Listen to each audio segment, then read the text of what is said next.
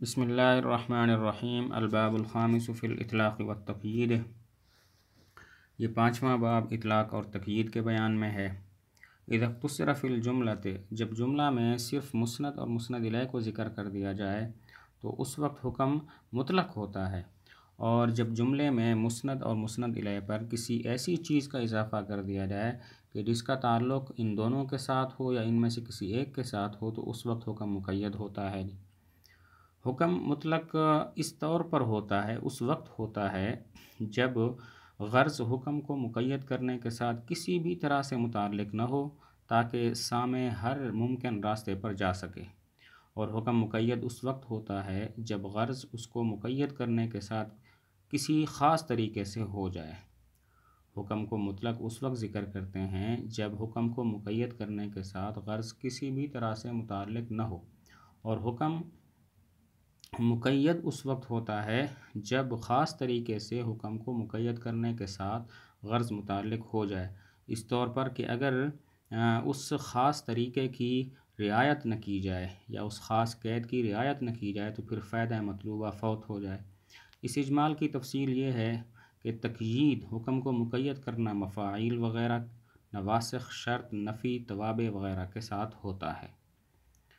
اس اجمال کی تفصیل یہ ہوئی کہ حکم کو مقید کرنا مفاعیل وغیرہ، نواسخ، شرط، نفی اور توابع وغیرہ کے ساتھ ہوتا ہے۔ تو اب ان تمام کی تفصیل بیان کرتے ہیں کہ مفاعیل وغیرہ کے ساتھ حکم کو مقید کرنا چند مقاصد کے لیے ہوتا ہے۔ کبھی یہ مقصد ہوتا ہے کہ فعل کی نوع بیان ہو جائے، جیسے اکرمت اکرام اہل العلم، میں نے اکرام کیا اہل علم کے جیسا اکرام کرنا۔ اور کبھی غرض یہ ہوتی ہے کہ اس چیز کی نوع بیان ہو جائے کہ جس پر فعل واقع ہوا ہے، یعنی مفعول بہ جس کو کہتے ہیں، جیسے ضربت عمرا۔ اور کبھی غرض یہ ہوتی ہے کہ اس چیز کی نوع بیان ہو جائے کہ جس میں فعل واقع ہوا ہوتا ہے، جیسے مفعول فی میں ہوتا ہے جیسے مفعول فی میں کبھی غرض یہ ہوتی ہے کہ اس چیز کی نوع بیان ہو جائے کہ جس میں فعل واقع ہوا ہوتا ہے، جیسے مفعول فی میں ہوتا ہے، جیسے کہیں گے جلست امامک۔ اور کبھی غرض یہ ہوتی ہے کہ اس چیز کی نوع بیان ہو جائے کہ جس کے لیے فعل واقع ہوا ہے، جیسے مفعول لہ میں ہوتا ہے، جیسے ضربتہ تأدیبا، میں نے اس کو ادب سکھانے کے لیے مارا۔ اور کبھی غرض یہ ہوتی ہے کہ اس چیز کی نوع بیان ہو جائے کہ جس کے ساتھ فعل واقع ہے، جس کی مقارنت میں فعل واقع ہے، جیسا کہ مفعول معہ میں ہوتا ہے، جیسے سرت و طریق المدینۃ، میں مدینہ کے راستے کے ساتھ ساتھ چلا۔ اور کبھی غرض یہ ہوتی ہے کہ مبہم حیت یا مبہم ذات بیان ہو جائے، مبہم حیت بیان ہو جائے جیسا کہ حال میں ہوتا ہے، اور مبہم ذات بیان ہو جائے جیسا کہ تمییز میں ہوتا ہے۔ مبہم حیت ہو یعنی حال کی مثال ہو، اس کی مثال ضربت قائما، میں نے کھڑے ہو کر مارا۔ اور مبہم ذات بیان ہو جائے یعنی تمییز بیان ہو جائے، جیسے طبت نفسا، میں نفس کے لحاظ سے خوش ہوا۔ وشمول الحکم، کبھی غرض یہ ہوتی ہے کہ یہ بتا دیا جائے، اور بیان عدم شمول الحکم، کبھی غرض یہ ہوتی ہے کہ یہ بیان ہو جائے کہ حکم عام نہیں ہے بلکہ حکم جو ہے وہ خاص ہے، جیسے جاءنی رجل عالم، میرے پاس عالم آدمی آیا۔ اب اس میں عالم کے ساتھ تقیید ہے، مقصد یہ بیان کرنا ہے کہ یہ آنے والا حکم عام نہیں ہے بلکہ خاص ہے۔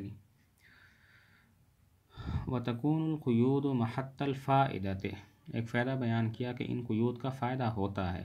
اگر ان قیود کے بغیر کلام کو ذکر کیا جائے تو وہ کلام یا تو کاذب ہوتی ہے